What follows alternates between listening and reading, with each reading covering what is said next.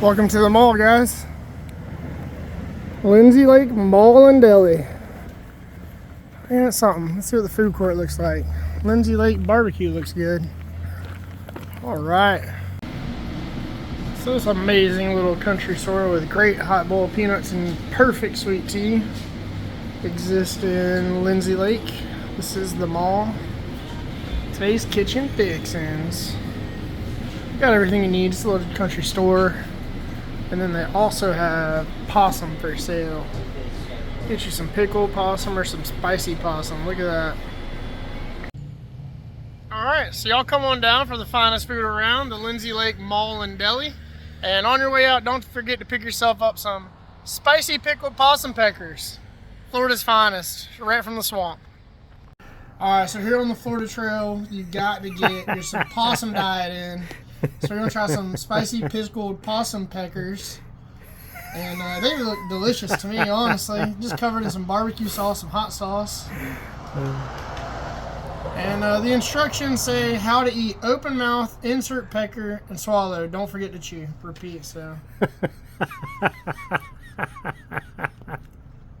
Some good pecker. That's some good possum pecker right there, I tell you what.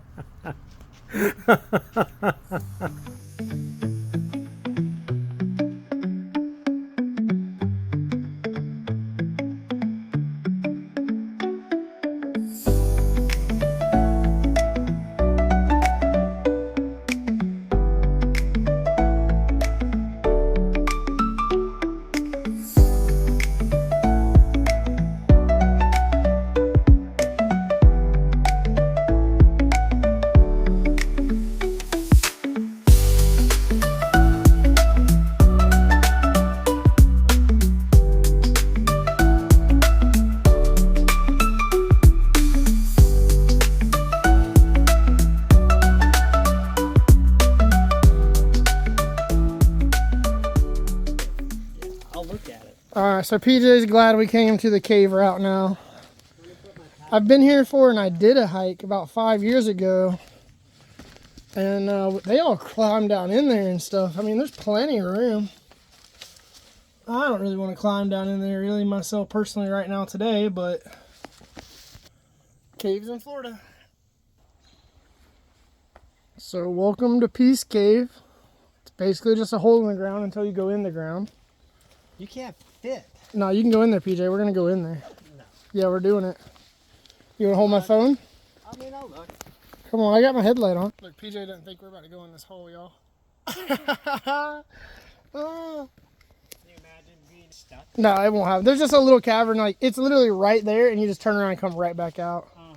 Yeah, this is it, dude. It's like it. It's like a shaft. There's a little cavern down here. Check this out. Check this out, guys. Is there room for two? Yeah, come on, PJ. It's big. It's big down here, buddy. We don't have to go deep. It's just right here. Alright. We're cave divers, boys. Let's get a good picture. Look at PJ coming down here. Check this out for the first time. What do you think, PJ? Whoa, that is so awesome. Isn't this cool? Wow. And you can go down in there a little ways. There's one more room. But it stops basically just right down there. Pretty awesome. Yeah. Caves in Florida. A lot of the teenagers obviously come down here and spray paint everything, but... Impressive. Yep. So I forgot just how big these caves are. I'm able to stand up in here. These caverns are pretty big. That's the way back out right there. But there's a big chamber in here. Check that out.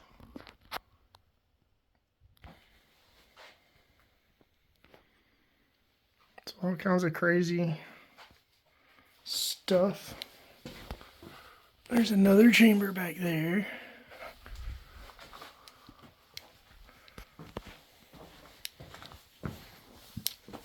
Oops, excuse me, guys. That wasn't good on video. You have to duck down. Crawl back out. That's the exit.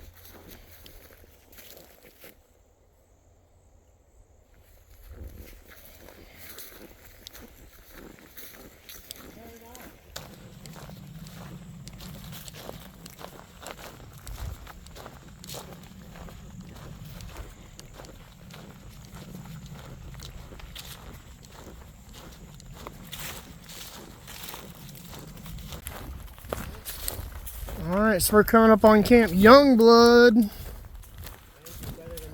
Just 2 benches, that's what we got. And a designated fire pit, which we won't use. Alright. Camp Youngblood, here we are. Currently 4:07. Tent set up in Youngblood campsite. Got 2 benches, no table today, that's okay. Just getting ready for dark. Stopped a little earlier today, which is good. 4 o'clock is a great time to be stopping. Alright guys, welcome back to an episode of Crazy Cooking with Ricky Snicky. Tonight we're getting a little creative. We're going to do some Walmart cooking. So we're going to start with these Hidden Valley Ranch mashed potatoes. This is like under $2 a bag. And then I've got these 2 guys, some Sloppy Joe mix, or maybe even some pulled pork and barbecue sauce. Maybe mix this in with the mashed potatoes and kind of get some protein into this starch. And then this over here is interesting. Came across a Trail Angel and they had powdered butter. So I think I'm going to mix a little powdered butter in with these mashed potatoes, give a little fat. And then I got some protein. Got a pack of hot sauce if anything gets wild crazy. So let's see how we do a little Walmart cooking tonight. Alright, good morning guys. It is 7:05, about 55 degrees, a little warmer this morning than it was the other day. I've already got my tent area all packed up. Do the check, you always check around the benches, make sure you haven't left anything. Check your area, everything's good. And PJ's about to leave his sticks, maybe. I don't know if he knows they're there or not, but yeah, he was about to leave his sticks. That's why we check every time, guys. And we're gonna have a good day walking. We go into Inverness today and get some more passport stamps. So let's have a good time. So yesterday I said, well, I'm definitely not gonna use that fire pit tonight. And a few guys were like, why aren't you using the fire? And that's a great question, guys. It's really good questions. I like them all. But the difference is I'm really not out here trying to have a campfire. I'm out here backpacking.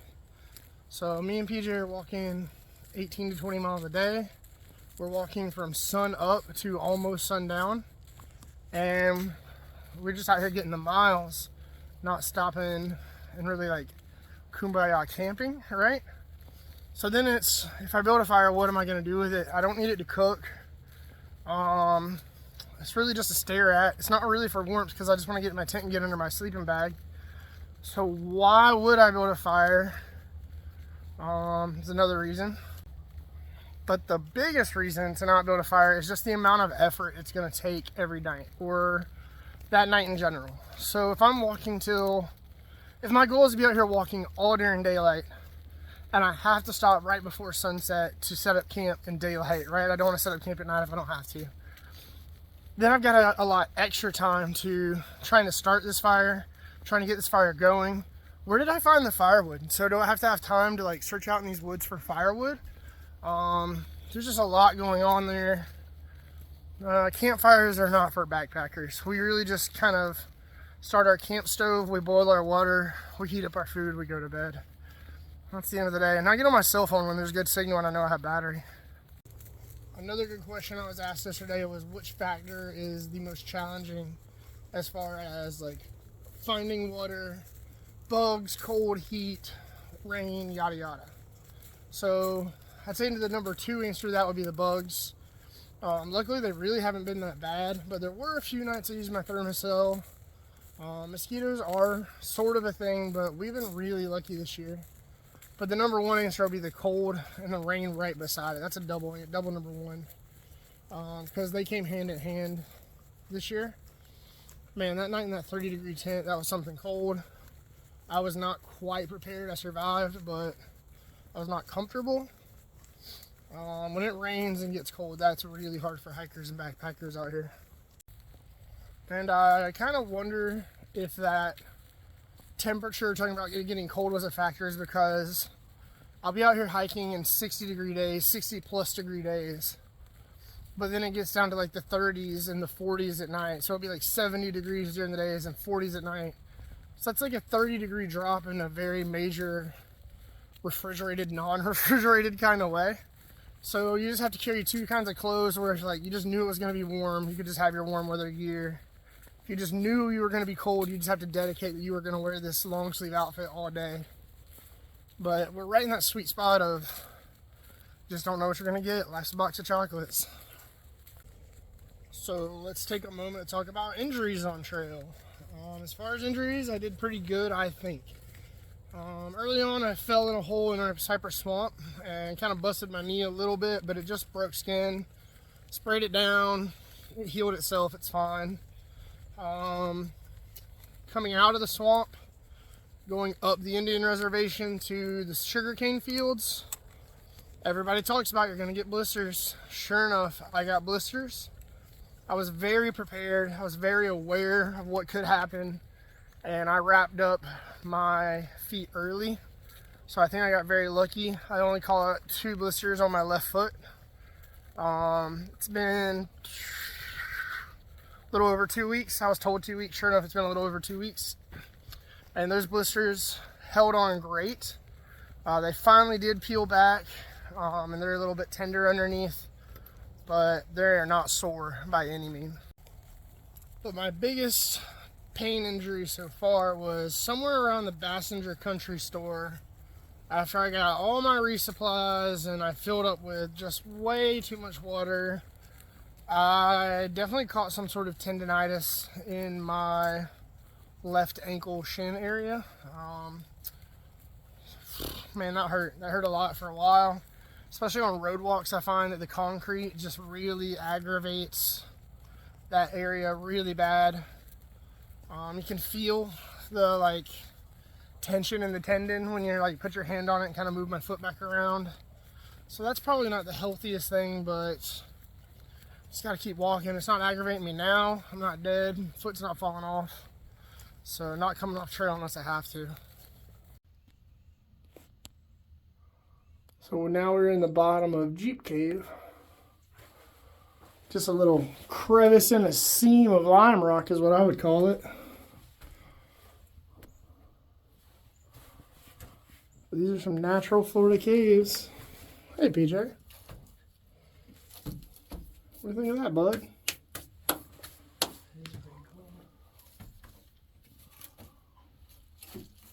Down by water? Yeah. Just a seam in the lime rock.